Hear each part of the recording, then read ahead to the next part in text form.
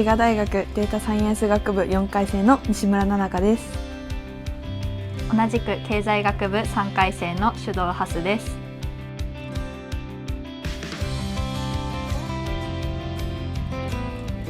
私たちは女子ペアという種目で出場しまして、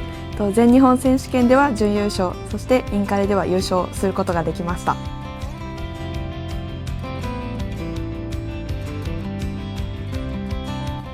はい、私のその時の率直な気持ちとしては、喜びももちろんあったんですけれども、それより信じられないというか、驚きの気持ちの方がとても大きかったなというふうに思います。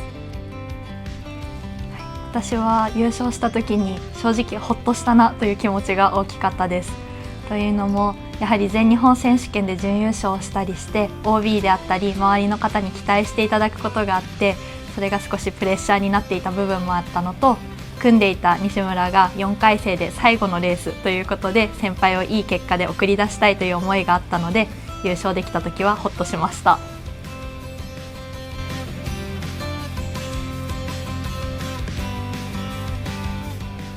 はい、私が入部を決めた理由としては、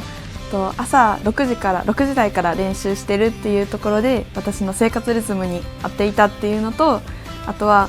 週6日練習があるので、それでPV とかも見てて本気で部活に取り組めそうだなと思ってボート部に入部を決めました。私も初め滋賀大学に来るってなってから琵琶湖で何かしたいなって思っていたんですけど、なかなか新歓に行けていなくて、たまたま予約の枠が空いていたボート部に体験に行って、そのまま入部することになりました。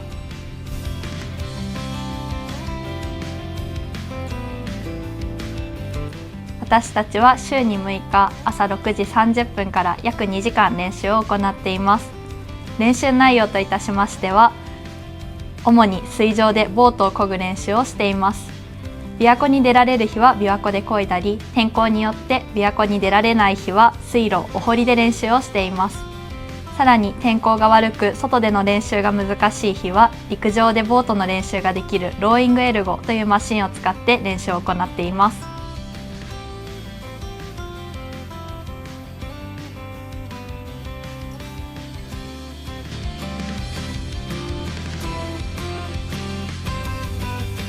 はい、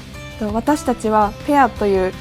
種目に乗っているんですけど、そのペアっていうのは2人で1本ずつオールを持って1つの手を進めていく競技になるので、そこで私たちのお互いのタイミングであったり力の出し方っていうのを2人で揃えてまっすぐ手を進めるのがとても大変でした。あとは普段は女子が部員として少ないので、男子の手と並べて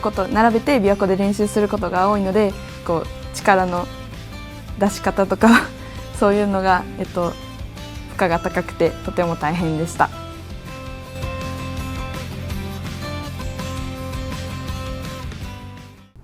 はい、私が一番成長できたなっていうふうに感じたのは、2年生の秋から3年生の春にかけてシングルスカルという一人乗りの競技に乗っていたんですけれども、そこで一人乗りっていうのはかなり自分との戦いというか、自身の装備を高めるところであったり、自分と向き合う機会が増えたので、そこでもうペアに乗ることであったりとか、全てのボートの漕ぎにおいてすごいそこでいろんなものを習得できたなっていうふうに思いました。私が一番成長したなと感じた期間は、2回生の時に初めて出場したインカレと全日本選手権です。初めての全国区の大会で、私たちよりもはるかに経験があって、力量の差があるクルーと競って負けた経験でとても悔しかったのですが、その後の練習に対する向き合い方であったり、練習の負荷が大きく変わってきました。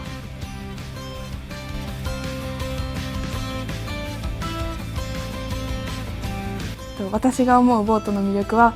常に高みを目指せるところだなと思います。というのも、ボートの練習は一日でも休むとかなりボートとの距離が離れてしまうっていうので、体力勝負であったりとか自分の精神っていうのも関係してくるので、そこで自分としっかり向き合っていけるっていうのがボートの魅力だなというふうに思います。私が考えるボートの魅力は、個人戦から団体戦まで様々な戦い方ができる点です。ダッシュコックスを除いて漕ぎ手だけで考えると、1人2人4人8人乗りの船があるんですけれども、1人で戦うこともできますし、団体戦で戦うこともできて、1人ではかなわないような相手にでもみんなと力を合わせることで勝てるっていうのが大きな魅力だと思います。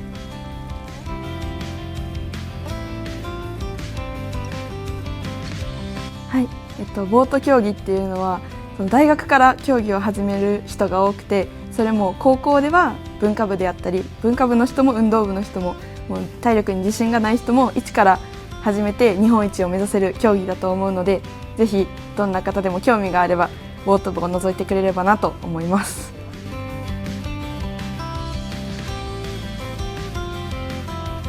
今後の目標は日本一です。